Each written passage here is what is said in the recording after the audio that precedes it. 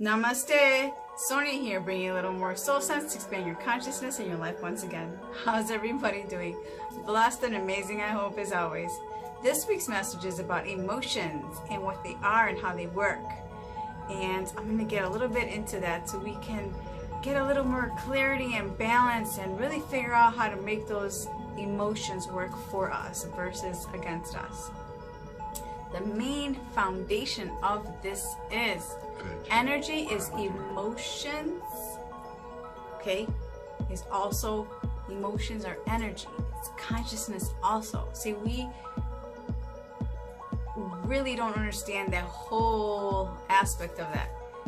Energy in motion. Emotions are energy in motion. So, I think I've explained this before. Look at it this way, guys. Your body is the most sophisticated computer the universe has ever created, and your thoughts work like an email or a text message. So the thoughts and the emotions that you're putting out there is what the universe is responding to. So your energy that you are expressing through your emotion or what you're feeling is actually your guidance system. And your guidance system is there to guide you through those decisions that you're making. And most of us don't understand the process of how your emotions create your reality. See, the emotion behind what you're speaking is really what the universe is understanding and is replying to you in the sense of what you're asking for. So, if your emotions are expressing, I want this, and you're really excited and you see yourself doing this thing or having this thing or attaining this thing or having this experience, you're putting it out there and the universe feels that energy in motion that is happiness. It's going to respond to you and bring that to you a lot faster than if you're asking for the same thing but you're like, yeah, that's never going to happen. Because the universe is going to respond to the emotion, the energy that you put behind that thought and that experience and what you're speaking and what you're saying. That's how the universe works.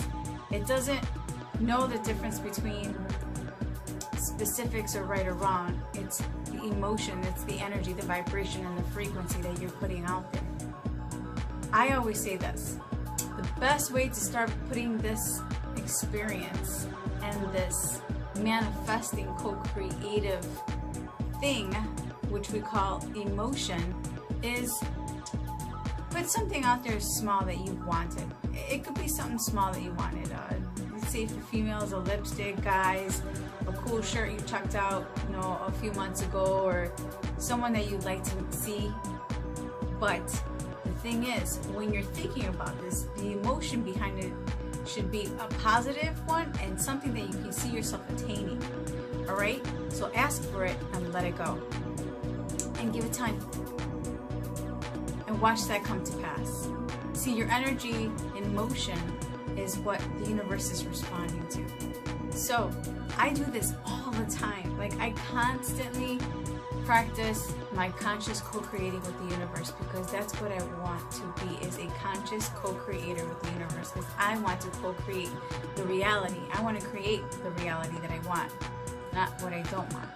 Being in a right emotional state when we're asking for things is the number one key.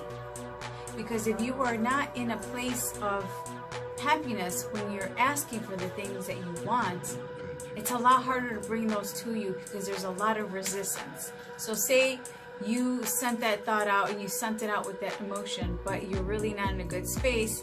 What you're doing is basically deleting the text message. You're deleting the email. And you've stopped that manifestation. So that energy in motion has literally been stopped.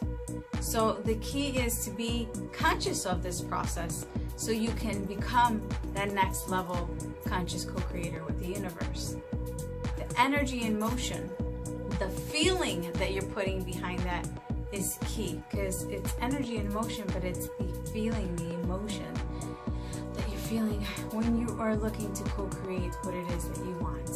Make sure that you guys are conscious of this, because this works with the unconscious mind.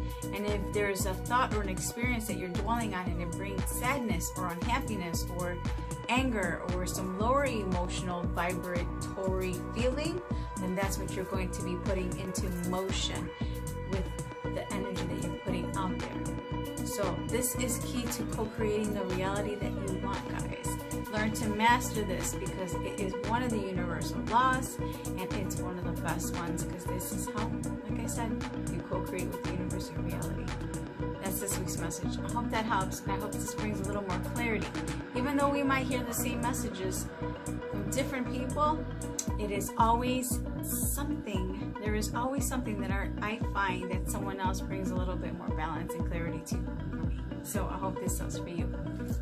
Namaste. I love you guys. Make sure you check it out, this week's message, and leave comments and share. I want to know if this is something that you are learning to master, because it's all about mastering your divinity, right?